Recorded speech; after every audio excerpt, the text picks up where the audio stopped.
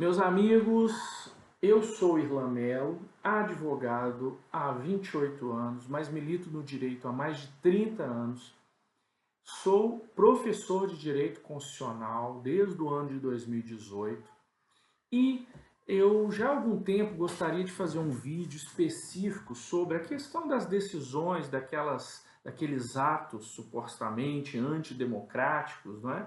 Praticados no dia 8 de fevereiro de 2023, eu tive acesso a uma sentença de 110 páginas e nessa sentença eu avaliei a sentença para que eu pudesse dar uma visão de um jurista, mas ao mesmo tempo com uma linguagem simples para que as pessoas possam entender. Esse vídeo é um vídeo um pouco mais longo, eu fiz várias anotações aqui que vocês vão entender durante a minha fala, mas eu acho importante eu deixar esse registro para o futuro, porque eu creio que no futuro essas coisas vão ser totalmente verificadas de outra forma, né? E talvez esses julgamentos sejam todos anulados. Bom, eu não vou falar o nome da pessoa, mas é um julgamento recente. Eu posso só dizer que ele é uma pessoa que foi condenada e nós vamos falar sobre a condenação dele aqui.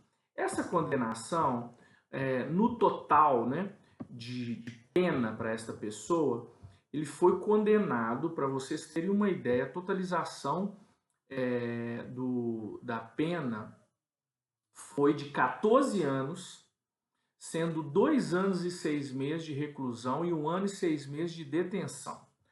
Além disso, ele ainda foi condenado a indenizar o valor de 30 milhões de reais. E essa condenação no regime fechado. Bom, vamos lá. Primeira coisa, a questão da competência.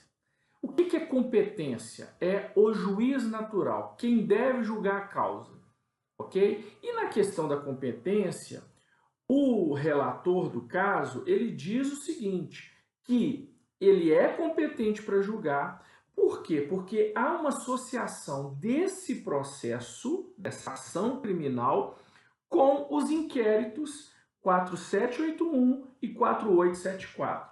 O interessante é que esses inquéritos são de 2019, o 4781 de 14 de 3 de 19 e o 4874 de 7 de 2021. Mas os fatos aconteceram em janeiro de 23. Então, por esses inquéritos terem pessoas com prerrogativa de foro, exemplo, deputado Carlos Jordi, Cabo Gilberto Silva, Gustavo Gaia, estão nesses inquéritos, então por conta disso eles fazem essa associação. Qual é o problema disso? O problema é que nenhum desses foi denunciado. Então, você está julgando pessoas por uma associação que ainda não foi confirmada. Então, só por isso a gente já tem um problema. Vamos passar por esse ponto. A questão da suspeição. A suspeição é um juiz não pode julgar, e aí você tem, né, a previsão lá no Código de Processo Penal, no Código de Processo Civil, quando ele tiver interesse na causa. Nós sabemos, né, que há um interesse na causa, inclusive em questões relacionadas que é a própria vítima. Mas, segundo a decisão, o Supremo Tribunal Federal ele é competente por quê? Porque o advogado não apresentou a exceção de suspeição no prazo legal. E o prazo legal, segundo eles, são 5 dias pelo regimento interno do Supremo Tribunal Federal. Quando tanto o CPC, que fala sobre o CPP, que fala sobre a suspeição, artigo 252, inciso 4, e em relação ao prazo para a resposta, está no CPP, artigo 396, inciso A. No caso, o regimento interno do Supremo Tribunal Federal está sobrepondo a lei, o que no direito isso é impraticável. Mas tudo bem, mais uma maneira. Outra questão, cerceamento de defesa. Cerceamento de defesa, o que está sendo dito? Está sendo dito que ele não pode fazer a defesa de forma correta porque o julgamento é virtual. O que é o julgamento virtual? Você apresenta as alegações finais no arquivo. Será que os ministros estão vendo mesmo? Estão ouvindo? Estão lendo o que está sendo feito ali? Num julgamento presencial, você fica frente a frente para falar, para mostrar sua indignação, mas mesmo assim isso também foi passado em branco.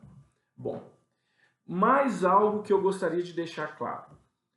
Na decisão existe a seguinte afirmação: irrelevante discriminar qual e quais bens o denunciante danificou, ou mesmo especificar como o denunciante confrontou as forças de segurança. Agora, eu te digo, existem várias e várias decisões, inclusive do Supremo Tribunal Federal, que fala sobre individualização da conduta delitiva. O que significa isso? O que a pessoa fez? O que ele fez? Qual o dano que ele causou? Ou seja, autoria e materialidade, que está previsto no artigo 41 do Código Penal. E nós temos aqui várias decisões, inclusive do Supremo Tribunal Federal, falando sobre isso. No caso desse rapaz aqui, dessa pessoa, ele disse em depoimento, tentou se proteger ingressando no Palácio do Planalto, não concorda com o vandalismo. E no seu celular foi apreendido vários vídeos em relação à invasão.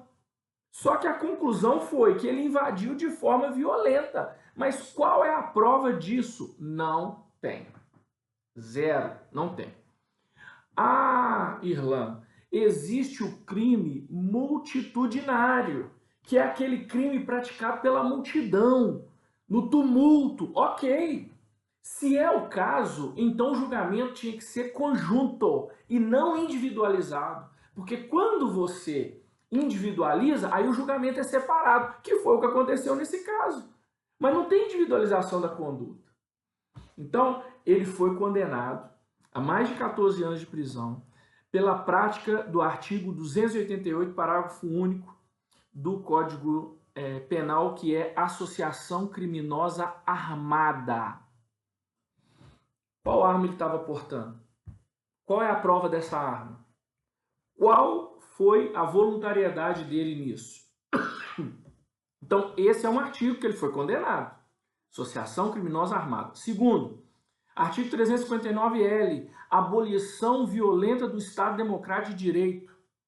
Ele está abolindo o Estado Democrático de Direito porque estava manifestando, que é um direito constitucional, porque entrou no Palácio do Planalto para se proteger. Isso também foi condenado. Artigo 359-M, tentar depor por violência ou ameaça o governo constituído. Qual é o ato? O ato de manifestar significa isso. Artigo 163, foi condenado, dano ao patrimônio. Qual o dano que esse rapaz fez, que essa pessoa fez? Artigo 62, inciso 1 da Lei 9605 de 98, destruição do patrimônio. Pessoal, eu não estou dizendo que não teve destruição do patrimônio. Teve. Agora, o que essa pessoa fez individualmente? Então, assim, nós estamos vivendo um tempo em que, por exemplo, se a pessoa aponta a conduta, ela não precisa provar. Ela está supondo, ela está dizendo que aquilo aconteceu e ponto final. Então, assim, é uma decisão de 110 páginas que você não encontra um substrato jurídico para que ela possa ficar firme, porque não tem individualização da conduta delitiva. A questão da competência é muito discutível. A questão da suspeição é muito discutível. Cerceamento de defesa, muito discutível. Agora eu pergunto, vai recorrer para quem? Vai recorrer para Deus, porque não tem recurso. Se estivesse no juiz de primeira instância, ainda haveria possibilidade de recurso, mas da forma que está aqui, não tem recurso. Então, assim, na minha opinião, aberração que nós estamos vivendo, infelizmente, no nosso Brasil. E eu espero que no futuro, essas injustiças sejam sanadas. Porque nós não merecemos viver no Estado Democrático de Direito que não respeita a lei e a Constituição. Então, fica o meu registro, eu vou deixar isso arquivado, porque um dia essa situação ainda vai mudar. Deus te abençoe.